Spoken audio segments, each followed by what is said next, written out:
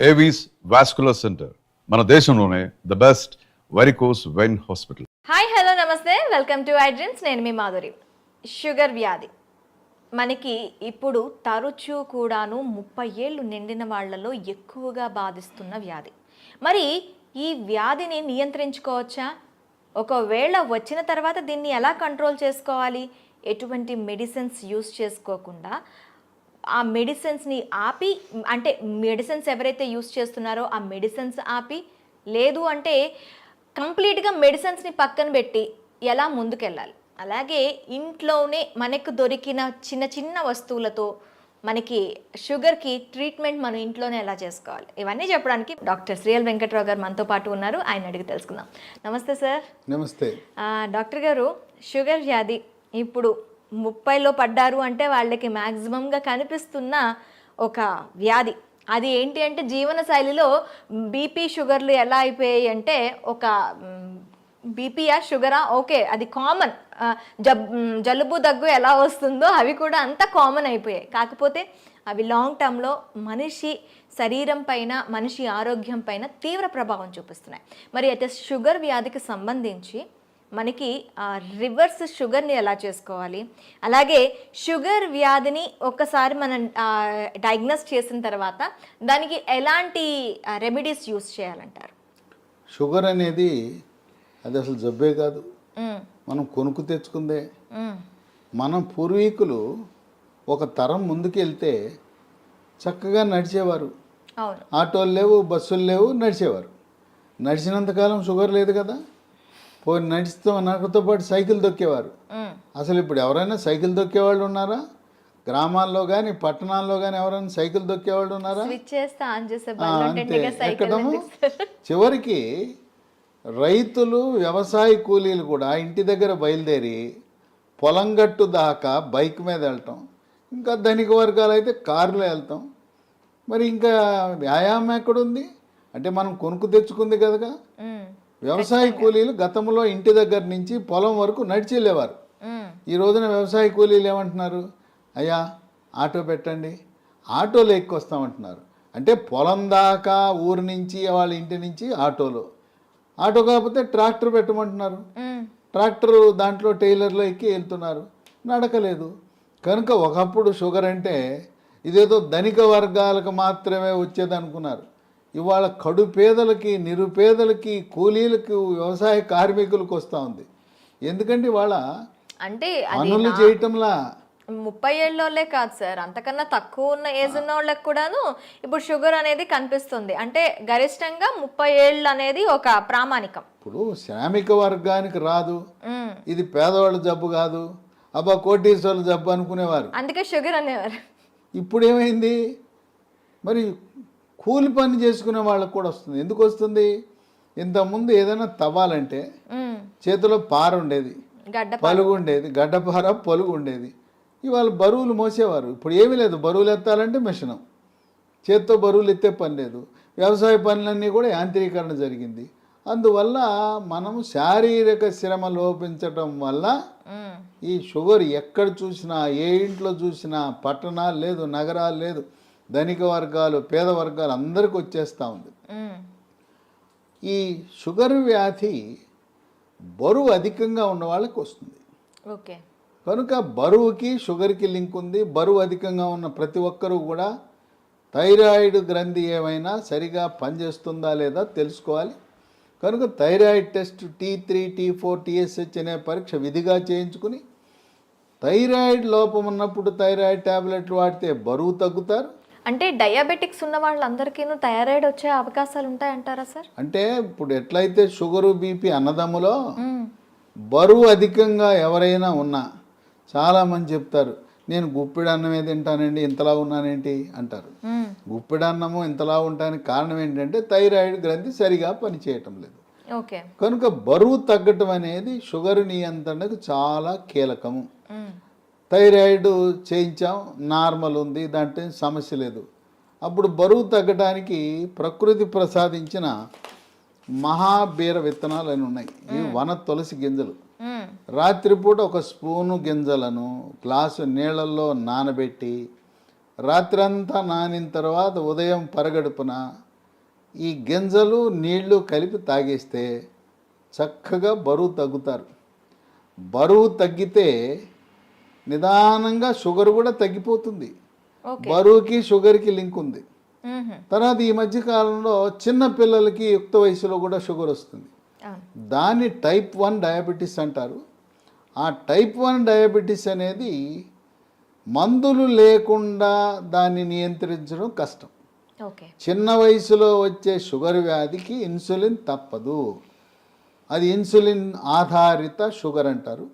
అయితే అదృష్టవశాత్తు 100 మందికి షుగర్ ఉంటే 90 మందికి ఈ టైప్ 2 డయాబెటీస్ అంటే 40 ఏళ్ళు దాటి బరువు ఎక్కువ ఉన్న వాళ్ళకి వస్తూ ఉంటుంది. ఓకే.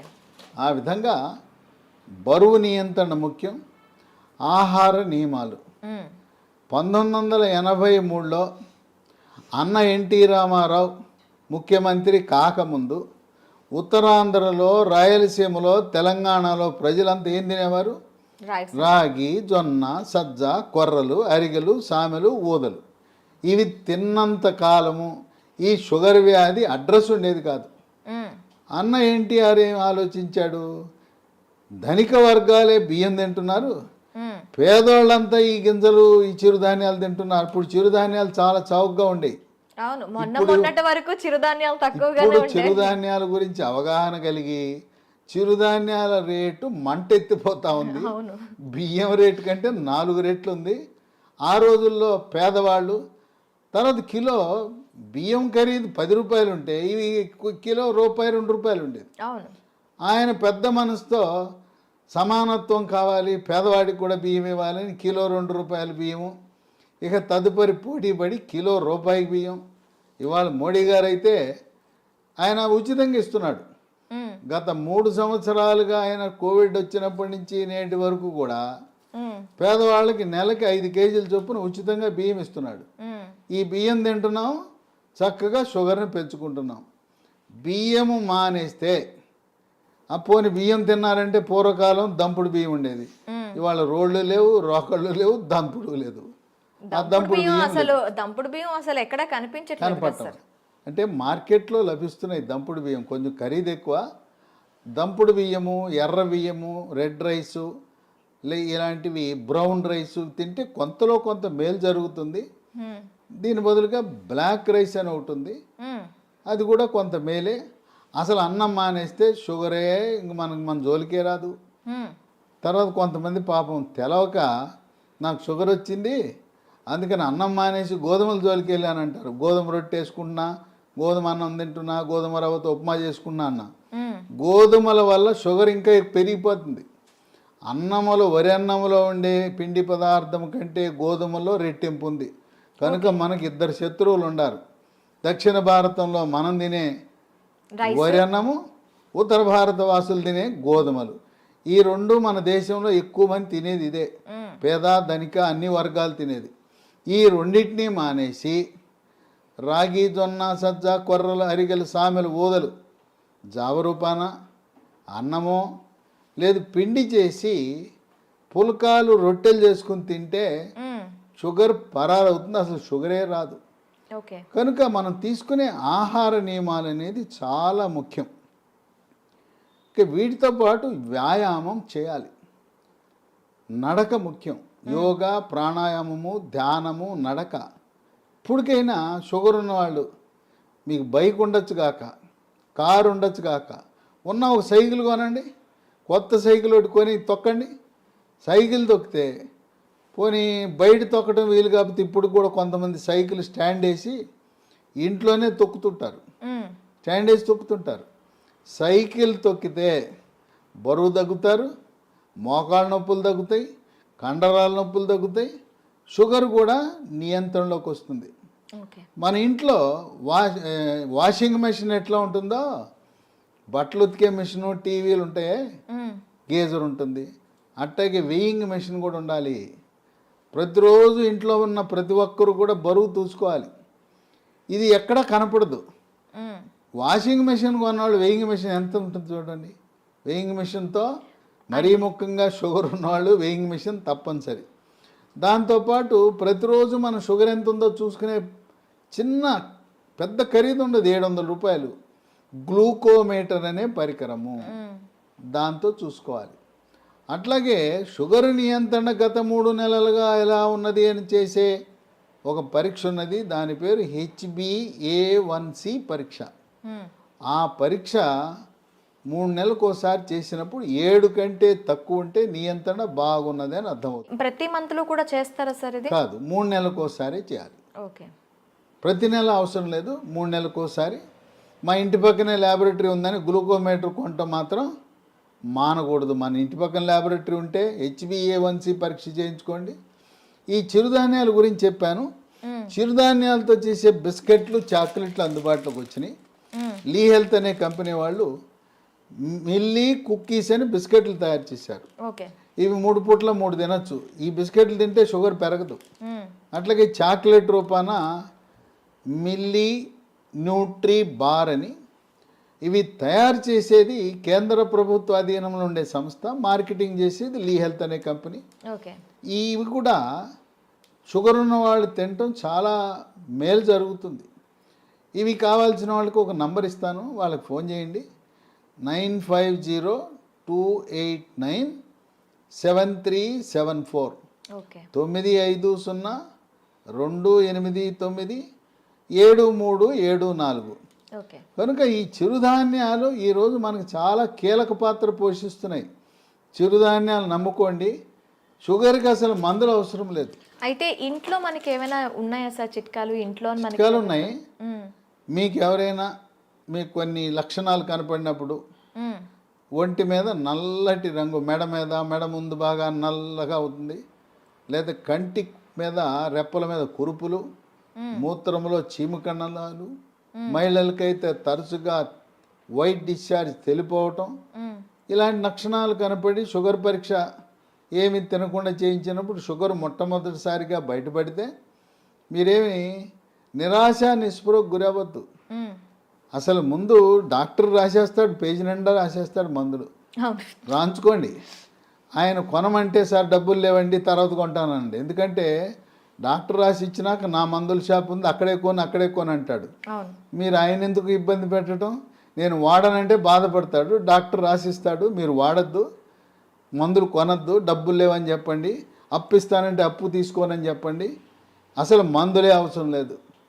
టైప్ 2 డయాబెటీస్ కొత్తగా బయటపడితే మందులు లేకుండా నియంత్రించవచ్చు. బరువు తగ్గండి, ఆహార నియమాలు పాటించండి. నేను చెప్పినట్టుగా అన్నముకి గోధుమలకు స్వస్తి పలికి మనం కేవలం చిరుధాన్యాలు మాత్రమే వాడుతూ ఇంట్లో వాడుకోవటానికి 10 రకాల గృహ వైద్యాలు, చిట్కా వైద్యాలు, హోమ్ రెమెడీస్ ఉన్నాయి. 10 అవసరంలా. మీకు నచ్చినవి మెచ్చినవి 1, 2, 3 చూసుకోండి. మీకు ఏది బాగుంటే అవి వాడండి. బ్రహ్మాండంగా ట్యాబ్లెట్లు లేకుండా, ఇన్సులిన్ లేకుండా 100కి 100 పాళ్ళు షుగర్ నియంత్రణ అవుతుంది. అంతేకాదు మాకు తెలవకుండా పిచ్చాళ్ళలాగా మేము మొదలెట్టేసామండి, డాక్టర్ గారు రాసి ఇచ్చాడు, గత 3 ఏళ్ళగా 4 ఏళ్ళగా మేము వాడుతున్నామంటే 5 సంవత్సరాలుగా ట్యాబ్లెట్ వాడుతున్న వాళ్ళకు కూడా షుగర్ని రివర్స్ చేయొచ్చు, డయాబెటీస్ని రివర్స్ చేయొచ్చు.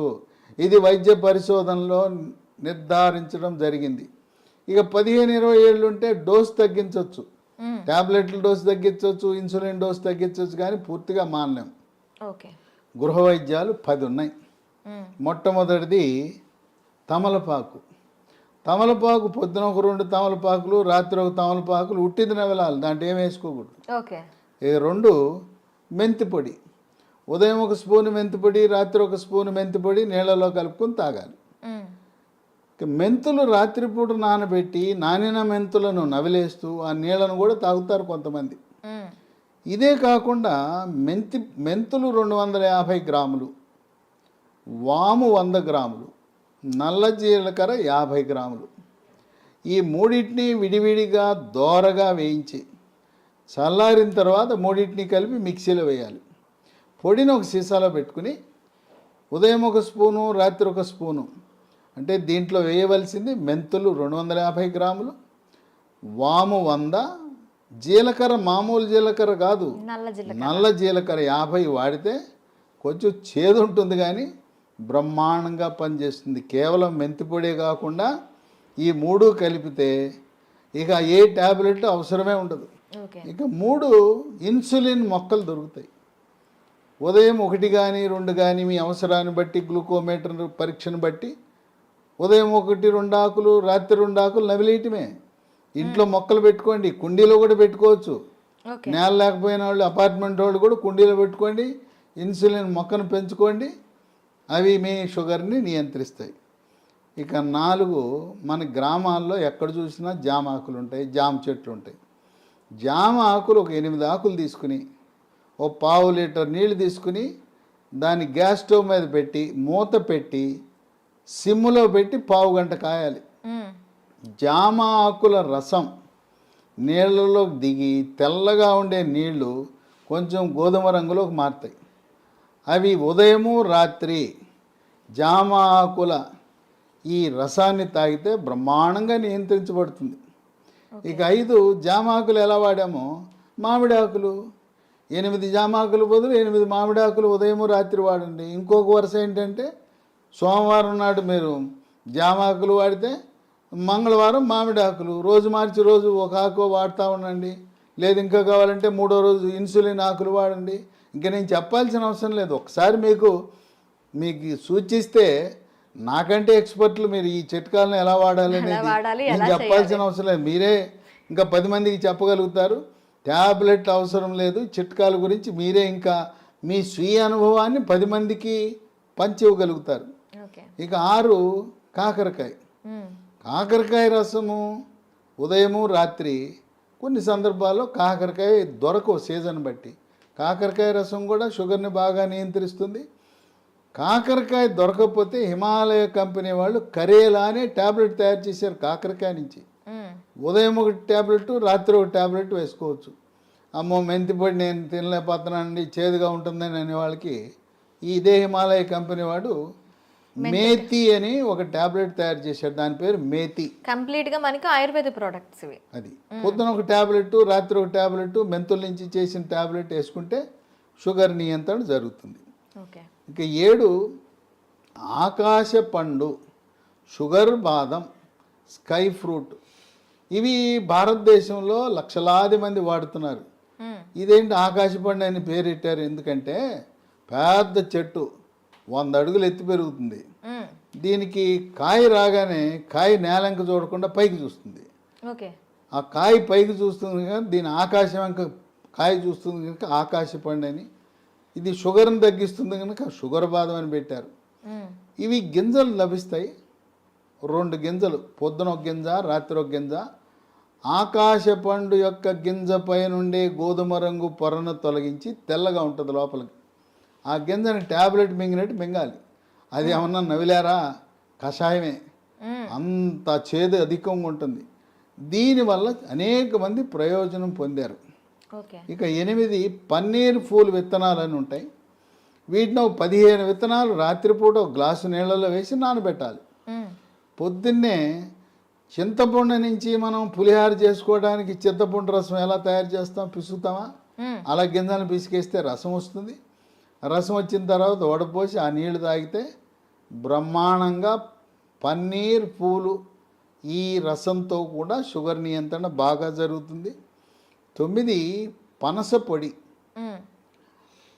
దోరగా పండింది, పచ్చిదేమో పనస పండు ఆకుపచ్చ రంగు, పండితే పసుపు రంగు ఉంటుంది. మధ్యస్థంగా ఉండే పనస పండు తొనలని వాటిని గింజ తీసి తొనలు ముక్కలు ముక్కలుగా చేసి ఆ తొనల ముక్కలను ఎండబెట్టి పొడి చేసి ఉదయము మధ్యాహ్నము రాత్రి ఒక్కొక్క పూట 30 గ్రాముల చొప్పున టిఫిన్లోను అన్నంలోను 3 పూట్ల వాడితే ఇవి ట్యాబ్లెట్ లాగా పనిచేస్తే. పనస పొడి మాకు ఈ ఓపిక లేదండి, పనసకాయలు తెచ్చుకోలేము ఎండబెట్టుకోలేమనే ఒకరికి అమెజాన్లో ఇది దొరుకుతుంది.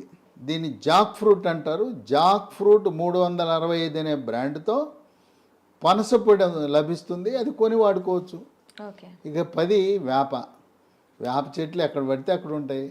వేప ఆకులు వాటిని ఆకు నుంచి బెరడు నుంచి వేరు వరకు కూడా వేప ఆకుల వినియోగం. ఉదయము రాత్రి వేప ఆకులు నవిలేస్తే అంటే ఇక్కడ మనం ఒకటి గమనించాలి, షుగర్ తీగా ఉంటుంది కదా, తీయటి జబ్బు మనకు వచ్చింది, మన విరుగుడు ఏమేస్తున్నాం, చేదేస్తాం. తీయదానికి, తీయని జబ్బుకి చేదు మందులు వేస్తున్నాం, చేదు చిట్కాలు వాడుతున్నాం. చూడండి, అన్నీ కూడా ఏది చూసినా చేదు కషం. అదేమో షుగర్ జబ్బు, షుగర్ని తీపిని చేదుతో విరుగుడు విధంగా మనం చేస్తున్నాం. కనుక షుగరు వచ్చిందని ఏమీ దిగులు పడద్దు. మీ యొక్క వైవాహిక జీవితానికి కానీ పిల్లలు పుట్టడానికి కానీ ఎటువంటి ఇబ్బంది ఉండదు. కొంతమందికి ఒక అనుమానం ఉంటుంది, అమ్మాయికి చిన్న వయసులోనే షుగర్ వచ్చిందంట, పెళ్లి చేసుకుంటే నా వారసులు పుడతారో లేదో అని అనుమానం ఉంటుంది. చిన్న వయసులో టైప్ 1 డయాబెటీస్ వచ్చిన మగవ పిల్లలు కానీ ఆడపిల్లలను కానీ ఎటువంటి సంకోచము లేకుండా వివాహం చేసుకోవచ్చు. ఓకే. సంసార జీవితానికి కానీ తర్వాత పిల్లలు పుట్టడానికి కానీ ఎటువంటి ఆటంకము కాదు. చిన్న వయసులో ఉంటే ఇన్సులిన్ కావాలి, పెద్ద వయసులో బయటపడితే మన ఆహార నియమాలు, గృహ వైద్యాలు, బరువు తగ్గటము, వీటితో సంపూర్ణంగా నియంత్రించవచ్చు. ఈ వీడియోని 10 మందికి షేర్ చేయండి. ఈ సమాచారం మీలోనే దాచుకోకుండా మీ సోషల్ మీడియా ద్వారా, మీ వాట్సాప్ ద్వారా, మీ స్నేహితులకు, బంధువులకి, తెలిసిన వాళ్ళందరికీ కూడా దీన్ని షేర్ చేసి దీన్ని పంపించి అందరూ దీనివల్ల ప్రయోజనం పొందేలా ఒక సందేశం వెళ్ళాలి. షుగర్ వ్యాధి ఉంటే దిగులు చెందవద్దు, షుగర్ వ్యాధిని చేదు వస్తువులతో మనం తిప్పి కొట్టచ్చు అనే సందేశం సమర్థవంతంగా మనం ప్రచారం చేద్దాం. Okay sir, thank you very much. చూసారు కదా, ప్రతి ఇంట్లో కూడా షుగర్ బారిన పడి బాధపడుతున్న వాళ్ళు చాలామంది ఉంటారు. వాళ్ళందరికీ కూడాను ఈ సమాచారం అనేది ఖచ్చితంగా అందాలని ఐ డ్రీమ్ తరపున కోరుకుంటున్నాం. మరొక అంశంతో మీ ముందుకు వస్తాం. Stay with us.